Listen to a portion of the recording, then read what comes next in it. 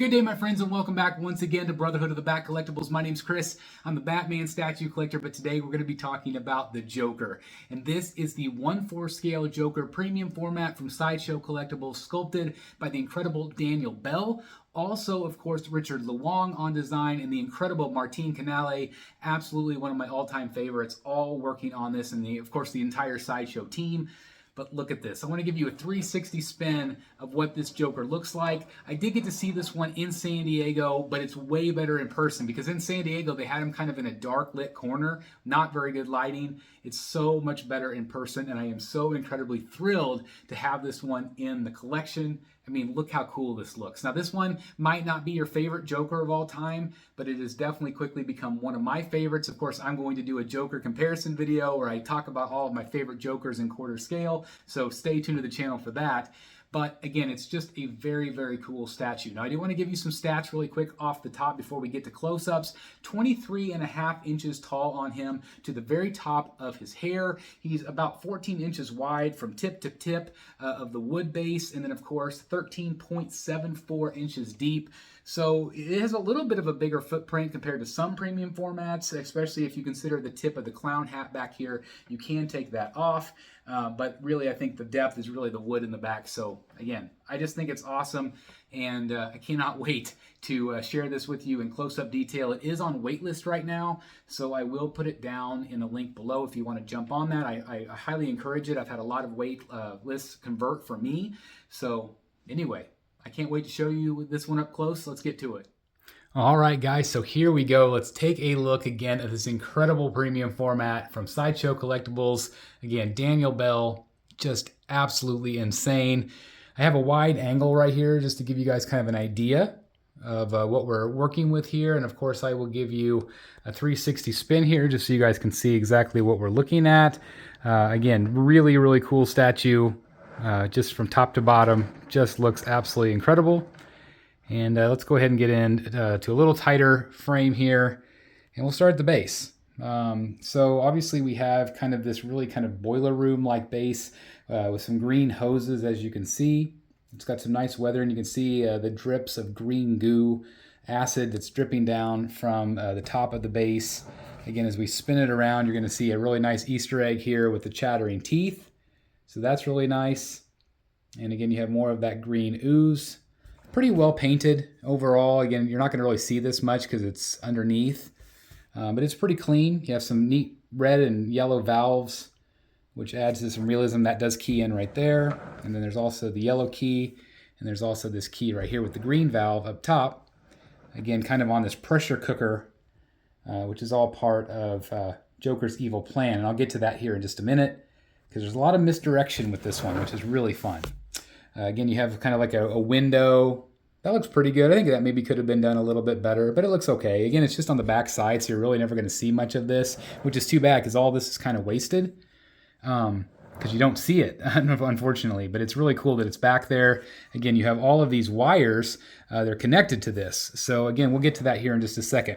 You notice some nice subtle differences here with some green and some yellows. So it's not just a gray. It's not boring. There's greens, there's yellows. There's a lot of nice thought and detail put into this as as you go around. So there is some nice visual interest. Again, it's not just plain and boring, your typical gray base. There's a lot of greens to it. A little bit of oranges even, a little bit of orange and yellow, a little bit of orange up top there with some of the coils, all of the bolts. I mean, look at the sculpt there. It's really nice. Really, really nice. And again, you have all this green hose up front. So that's basically, it's primary what you're going to see is the green hose. And then, of course, you go into some of the wood grain. I do apologize for the shadows in the room, but you see that the wood is warped and twisted. It's got some nails, which is really great. It's even got some nails sticking out of there, which you can see right there. But look at the texture. It's really nice. And again, it goes all the way around, and it just keeps warping up. So it's got a really nice kind of, nice flow, almost kind of like a rib cage almost. It's kind of the way it flows up.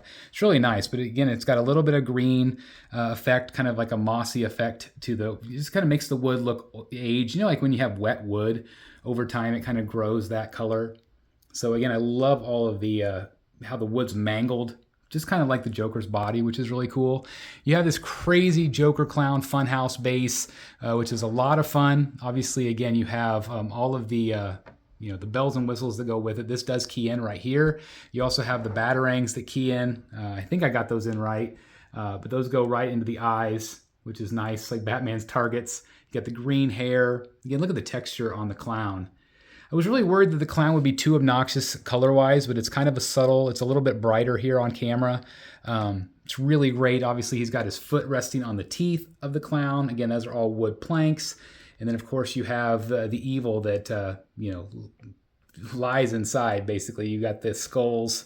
You can see the acid bubbling up of some of his victims. So it's pretty gnarly, pretty grotesque in there. Again, you just look at the detail on the face of the Joker face, the clown face. Again, really great detail. Even on the lips, you're going to see it's got some weathering and some cracking. It's just really nice. I mean, it's a really nice sculpt. I wasn't a real big fan of the base at first, but I like it. I think it fits. It fits this statue. And again, I feel like especially the wood matches his mangled body, which is really awesome. Okay, speaking of body, let's get to it.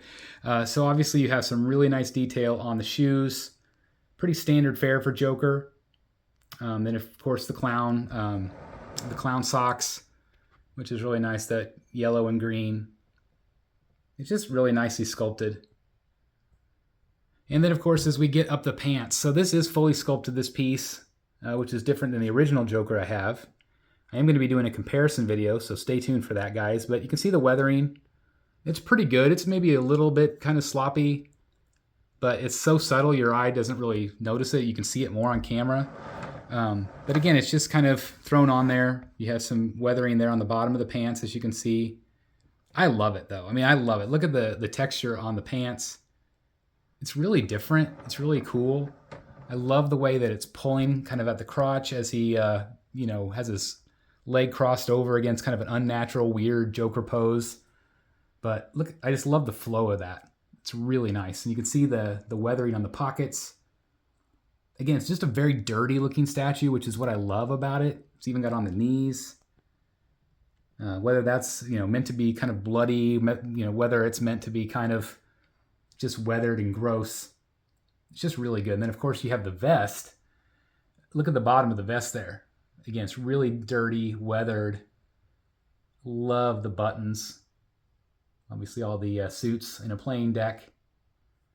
And then you have the texture on the jacket. It almost looks brittle, which is so cool. And of course, as we spin it around, you have the spats back here as well, or the tails, excuse me.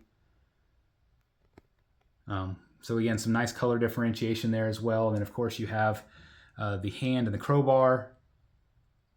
So he's got blood on his hands. So it's pretty graphic, this one. You have blood on the crowbar itself.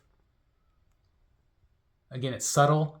You know, some people might think it just looks rusty, but it's great. And of course you have the playing cards there as well. Look at the detail. So look at this. So like, you know, there's a lot of shading on this. So you have the bright purples, right? Look at that. Look at the way it's coming apart at the seams there in the middle. And then you have this really dark effect. So they really play with shadows on this piece, but to me it works perfectly. You have purple, you have these dark, almost dark black purple. It's really good. And it just really shows, it captures shadows where there aren't any in real life. But it just makes this 3D art pop. It really, really does. And then of course you have the Joker buzzer here, which is really cool. Again, blood on his hands. You can see that it actually has that pin sticking out, so be careful. And then of course, some detail on the back. You got the ring that holds it on. And again, that dark shading, which looks really good. Really, really good. You also, of course, have the bow tie and the flower, which is a nice touch. Again, weathering here. And then, of course, we get to the main event, the portrait. Portrait is insane. It is insane. Now, I do want to show you this. So if I show you the statue, so you have white over here, right? Okay, again, I apologize for the shadows. But you have white, and then it goes really dark. And off the statue, it doesn't look great. But when you put it on the statue, it works. It just makes sense. But again, if we just look at that, like, whoa, that's really gray. And look at the teeth. But as soon as we put it on the statue, it works. It absolutely works. Because it's the shadow of his shoulder. So again, see, on the statue, it's freaking brilliant. But it is crazy when you take it off how different it looks. I kind of come up and over this arm here.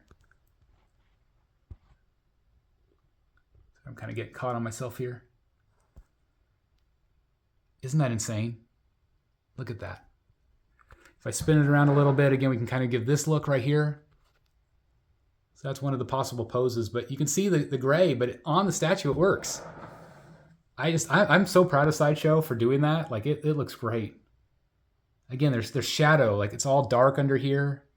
It's just really nicely painted. I mean, look at this.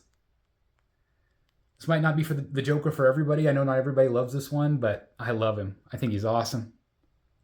He's so freaking cool. Now, when I talked about misdirection, okay, so some people complain that his left hand, okay, so he's right-handed. Well, he's got a left hand trying to shake somebody's hand, right? Okay, so that'll get you. And if that doesn't get you, he's ready to hit you with the crowbar. And if that doesn't get you, you notice his heel of his foot. And what is this? This is a push-button joy buzzer. So as soon as he clicks that, I feel like that is the real thing. That, of course, is wired right to this pressure cooker or bomb or whatever it is. It's going to go off. So he all of this up here, this is all fake. Because I feel like this is his real goal, is to click that button. So there's 3 ways he's going to get you here.